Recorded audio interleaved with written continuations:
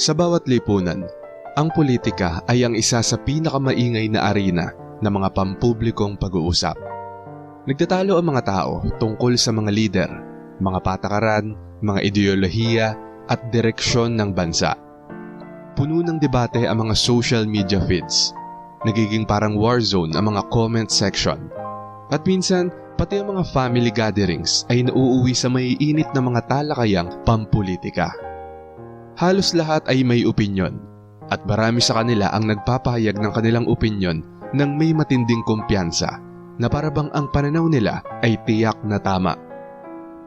Ngunit para sa maraming introvert, iba ang itsura ng buong eksenang ito.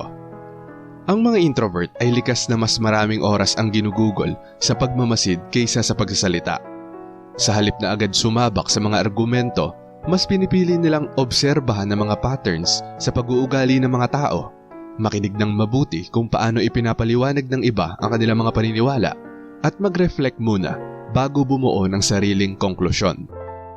Sa pamamagitan ng tahimik na pagmamasid na ito, maraming introvert ang nagsisimulang mapansin ang isang bagay na medyo nakakabahala.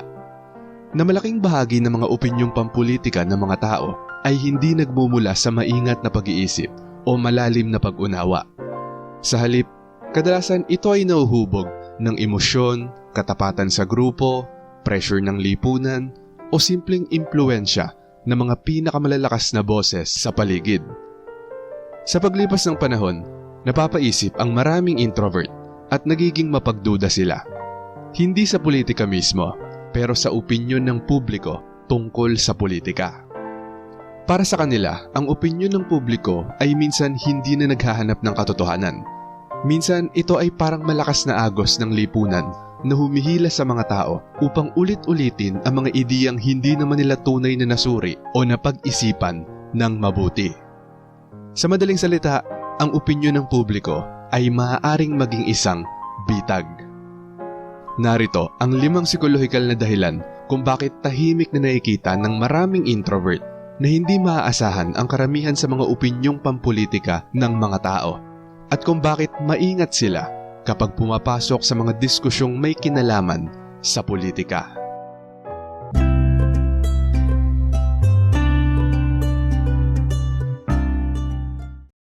Number 1. Karamihan sa mga opinyong pampolitika ay nakabatay sa emosyon, hindi sa malalim na pag-iisip. Ang mga introvert ay karaniwang lumalapit sa mga impormasyon ng mabagal at mapagnilay. Sa halip na agad mag-react, madalas silang naglalaan ng oras upang suriin ang kanilang mga naririnig, ihambing ang iba't ibang pananaw at questionin ang mga motibo sa likod ng ilang pahayag. Dahil sa ganitong ugali ng pag-reflect, napapansin ng mga introvert na maraming opinyong pampolitika sa kanilang paligid ay hindi nabubuo mula sa maingat at malalim na pag-iisip. Sa halip, tila malakas itong naaapektuhan ng mga emosyonal na reaksyon. Tulad ng galit sa isang partikular na politiko, takot sa mga pagbabago sa ekonomiya, katapatan sa isang grupong pampolitika, o minsan ay sama ng loob laban sa mga ideolohiyang taliwas sa kanilang paniniwala. Sa maraming pag-uusap, inuulit lamang ng mga tao ang mga slogans, nagbabahagi ng mga headlines, o nagbabanggit ng mga viral na posts nang hindi masusing sinusuri ang impormasyon sa likod ng mga ito. Unti-unting nagiging parang sports fandom ang politika. Sumisigaw ang mga tao para sa kanilang panig, ipinagtatanggol nila ang kanilang team, at inaatake nila ang kabilang panig ng may parehong intensity.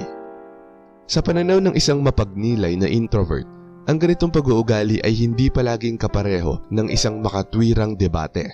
Madalas ito ay emotional crowd dynamics. At kapag ang mga opinyon ay pangunahing pinapatakbo ng emosyon sa halip na maingat na pagsusuri, madali itong mabuloktot o hindi mapagkakatiwalaan. Ito ang dahilan kung bakit maraming introvert ang nagiging maingat sa pagtanggap ng mga popular na opinyong pampolitika ng basta-basta. Nauunawaan nila na ang matinding emosyon ay hindi otomatikong nangangahulugan ng matibay na pangangatwiran. Number 2. Mabilis magbago ang opinyon ng publiko. Isa pang pattern na madalas napapansin ng mga introvert ay kung gaano kabilis nagbabago ang opinyon ng publiko. Sa politika, kayang magbago ng saloobin ng karamihan nang may nakakagulat na bilis. Ang isang pampublikong personalidad na pinupuri ngayon ay pwedeng mabatikos ng husto kinabukasan. Ang isang pulisiya na pinupuri sa isang news cycle ay maaari namang biglang maging hindi popular sa susunod. Minsan isang viral na balita lamang ay sapat na upang mabago ang damdamin ng publiko sa loob ng ilang oras. Para sa mga taong mahilig magmasid ng mga patterns, sa paglipas ng panahon, mahirap baliwalain ang ganitong uri ng pagbabago. Ang mga introvert ay kadalasang nanunood lamang mula sa gilid kaysa sumali sa bawat alon ng reaksyon. Dahil hindi sila laging agad tumutugon sa bawat pangyayari, mas napapansin nila kung gaano kabilis nagbabago ang emosyonal na klima sa paligid ng mga isyung pampolitika. Ang isang paniniwalang tila tinatanggap ng marami ngayong linggo ay maaaring biglang mawala o mapalitan sa susunod. Ipinapakita ng ganitong pabago-bagong sitwasyon na maraming opinyon ng publiko ang nakabatay sa agarang reaksyon kaysa sa malalim na paniniwala. Sa halip na nakaugat sa matatag na pag-unawa, maraming pananaw sa politika ang naaapektuhan ng mga trending na kwento, breaking news o momentum ng social media. Para sa mga introvert na nagpapahalaga ng consistency at malalim na pagninilay, nagbubukas ito ng isang mahalagang tanong. Kung ganoon kadaling magbago ang opinyon ng publiko, maaasahan ba talaga ito bilang gabay sa katotohanan? Number 3. Pinipilit ng social pressure ang mga tao na magkunwaring sumasang-ayon. Ang politika ay hindi umiiral ng hiwalay sa lipunan. Malalim itong konektado sa social identity o pagkakakilanlan ng isang tao sa kanyang grupo. Sa maraming lugar, may mga opinyong pampolitika na inaasahang susuportahan ng mga tao sa loob ng isang partikular na grupo. Maaaring sa pamilya, sa trabaho, sa mga universidad o kahit sa mga online communities. Dahil likas sa tao ang maghangad ng pakiramdam ng pagiging kabilang, madalas ay nakakaramdam sila ng pressure na suportahan sa publiko ang dominanteng opinyon sa kanilang social circle. Ang hindi pagsang-ayon kasi ay maaaring magdala ng kritisismo, hindi komportableng tensyon o minsan ay pagtanggi mula sa grupo. Ang mga introvert na karaniwang mahusay mag-obserba sa mga social dynamics ay madalas sensitibo sa ganitong uri ng sitwasyon. Minsan ay napapansin nila ang mga maliliit na senyales kapag ang isang tao ay hindi nagsasalita ng ganap na tapat. Yung nag-aatubiling tono, yung mga salitang maingat na pinipili, yung mabilis na sulyap sa ibang tao sa silid bago sumagot. Ang mga ganitong senyales ay nagpapahiwatig na maaaring hindi lubos na pinaniniwalaan ng isang tao ang kanyang sinasabi. Ngunit sinasabi pa rin niya ito upang maiwasan ang alitan. Sa mga ganitong sandali, ang mga talakayang pampolitika ay nagsisimulang magmukhang isang uri ng pagtatanghal. Nagpapahayag ang mga tao ng opinyon, hindi dahil malalim nila itong pinaniniwalaan, kundi dahil ang opinyong yon ang nagpoprotekta sa kanilang reputasyon sa loob ng grupo. Para sa maraming introvert, lalo nitong pinapahina ang kredibilidad ng opinyon ng publiko. Kung ang pressure ng lipunan ang humuhubog sa kung ano ang handang sabihin ng mga tao, maaaring ang mga opinyong naririnig sa pampublikong espasyo ay hindi talaga sumasalamin sa tunay nilang iniisip. Number 4. Yung mga malalakas na boses ang madalas mangibabaw sa mga pag-uusap. Sa mga talakayang pampolitika, kadalasang napapaboran ang isang partikular na uri ng personalidad.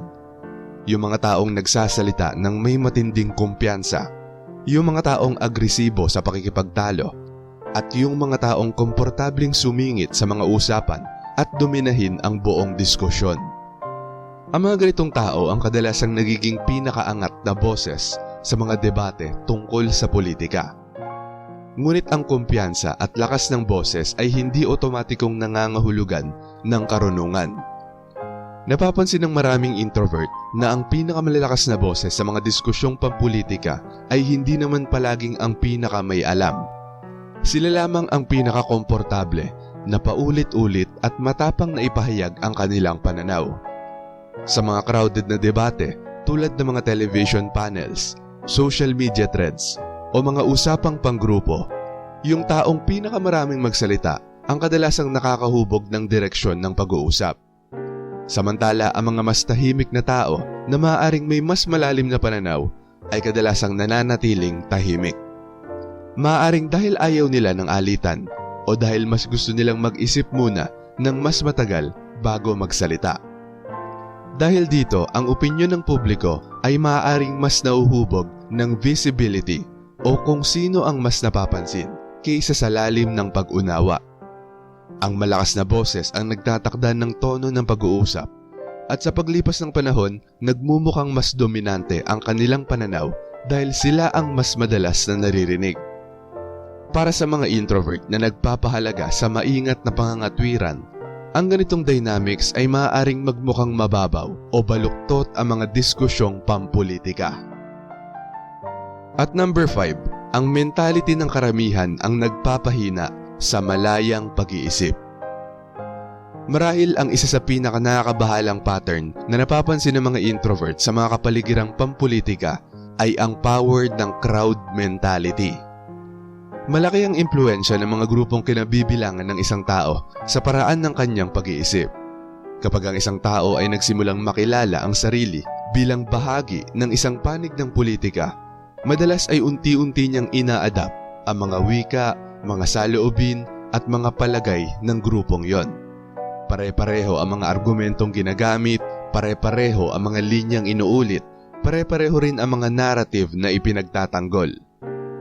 Ang prosesong ito ay maaaring mangyari ng dahan-dahan at halos hindi namamalayan. Sa paglipas ng panahon, ang individual na pag-iisip ay nagiging malapit na kahawig ng pag-iisip ng grupo. Ang mga introvert na madalas gumugugol ng maraming oras sa tahimik na pagninilay ay minsang lumalayo muna sa ganitong dynamics. Mula sa distansyang yon, napapansin nila kung gaano kapare-pareho ang maraming argumentong pampolitika sa loob ng malalaking grupo ng mga tao. Paulit-ulit ang parehong mga parirala, pare-pareho ang mga emotional triggers, umiikot ng paulit-ulit ang mga parehong talking points. Kapag maraming tao ang simpleng inuulit lamang ang wika at ideya ng kanilang grupo, nagiging bihira ang tunay na malayang pagsusuri. Ang usapan ay hindi na tungkol sa paghahanap ng katotohanan. Ito ay tungkol na sa pagtatanggol ng identity ng grupo. At kapag nangyari ito, ang opinyon ng publiko ay hindi na nagiging maaasahang gabay upang maunawaan ang masalimuot na realidad ng politika. Sa halip, ito ay nagiging isang makapangyarihang sistema ng collective reinforcement. Para sa maraming introvert, ang pagiging mapagduda sa opinyong pampolitika ng publiko ay hindi nagmumula sa kawalan ng pakialam o interes. Sa katunayan, kadalasan ay kabaliktaran nito.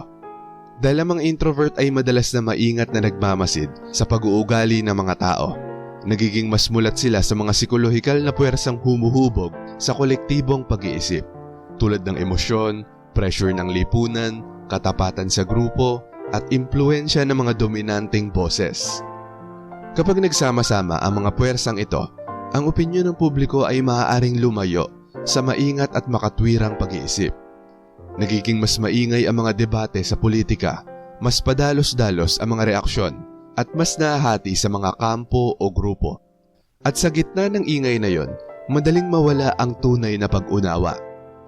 Ito ang dahilan kung bakit maraming introvert ang pumipili ng ibang paraan. Lumalayo sila sa karamihan. Mas pinipili nilang makinig kaysa magsalita. Nagbabasa sila ng iba't ibang pananaw. Kine-question ang mga popular na narrative at binibigyan ang sarili ng oras upang mag-reflect bago bumuo ng konklusyon. Para sa kanila, ang tunay na karunungan sa politika ay bihirang lumitaw mula sa mga sigawan o trending na mga hashtags. Ito ay unti-unting nabubuo sa mas tahimik na espasyo, sa pamamagitan ng pagninilay, pagkamausisa at lakas ng loob na mag-isip ng malaya. Dahil sa mundong kayang magbago ng opinyon ng publiko ng sobrang bilis, ang pinakamahalagang kakayahan ay maaaring hindi ang pagpili ng pinakamalakas na panig. Maaring ito ay ang simpleng pagkatuto na mag-isip para sa sarili.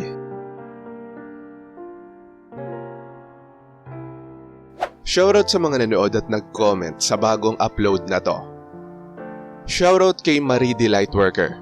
Sabi niya, "Hello po Sir AP, a blessed Easter Sunday sa iyo at sa lahat ng mga avid fans. Tama po lahat ang sinasabi niyo sa episode na to. Walang makakalusot sa Sigma introvert dahil mas matalas ang kanilang pakiramdam at mas malalim silang mag-isip kaysa sa pinapakita nila. Tahimik sila at mas marami silang oras para mag-obserba at himay-himayin ang bawat kilos at salita ng mga tao sa paligid nila. Maraming salamat po Sir AP. More power and God bless." Sabi naman ni Alexander, "Ako ayaw ko sa mga kasama na nagpaplastikan, nag-aasaran, mamaya may kita mo magkakasama na naman at nagtatawanan. Parang wala silang choice kung hindi pagtiyagaan ng mga kasama nila dahil hindi sila sanay ng mag-isa." At ayon naman kay Ira Colleen Dimaranan, "Tanda ko po talaga kung sino yung mga toxic sa paligid ko. Kaya kahit mag-isa lang palagi, mas gusto ko na yon. Tanda ko din kung sino yung totoo at hindi totoo. Kaya mas pinipili ko nilang ang manahimik at mag-isa kaysa umarteng katulad nila." At shoutout din kila Emma Villanueva, Renante Damgo, Annalyn Granada, Sabotahe Rap Vlog, Lorena Bintas, Glenn Adversario, Alvin Edrozo, Maku Gasareso Insura, Mario Alipit, Bro VJ Sarmiento, Kati, Jola Short Video, Ramlat, at kay Roberto Norase. Maraming salamat po sa panunood. Kung gusto nyo ding ma-shoutout, mabati o mabasa ang comment nyo, mag-comment lang sa latest video rito sa channel na to at pipili kami doon ng mga isi-shoutout at babasahin para sa susunod na upload. Kung nagustuhan mo ang video na to, huwag kalimutang mag-like, i-share to sa iba at mag-subscribe na kung hindi ka pa nakaka-subscribe. Maraming salamat at see you next time.